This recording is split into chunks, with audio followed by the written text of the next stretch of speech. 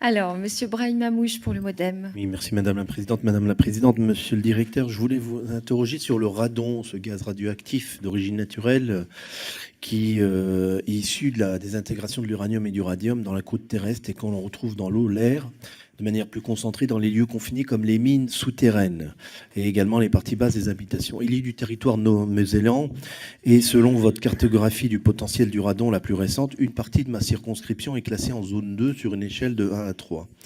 Toutefois, selon les mesures effectuées par d'anciens mineurs et ainsi que leurs veuves, les taux de radon atteignent sur la commune notamment d'Autange en moyenne plus de 100 becquerels par mètre cube d'air, voire plus de 400 becquerels par mètre cube, dépassant de loin le seuil de concentration toléré selon l'OMS dans le premier cas et l'Union européenne dans le second, et placerait donc cette commune Autange dans la catégorie 3.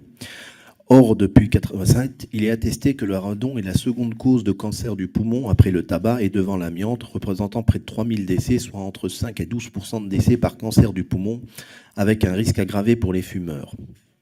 À Autange, l'ARS a ainsi relevé une plus forte mortalité par cancer par rapport au reste de la Moselle. Cela conduit à réaliser de février à avril 2019 une campagne de mesure du radon sur Autange. Avez-vous connaissance de cette campagne et des premiers résultats? Comment avez-vous travaillé avec l'ARS du Grand Est? Et en général, comment travaillez-vous avec les ARS? Pouvez-vous nous faire état de vos connaissances sur les risques sanitaires associés au radon, les bonnes pratiques pour maintenir une bonne qualité de l'air dans les bâtiments et en particulier sur les anciens sites miniers? Pouvez-vous évoquer vos priorités de recherche sur l'état de vos connaissances sur le lien entre l'exposition au radon et le risque de cancer infantile et peut-être même d'embryo photopathique? Prenez-vous systématiquement des mesures dans les habitations privatives en plus des bâtiments publics? Merci. Merci.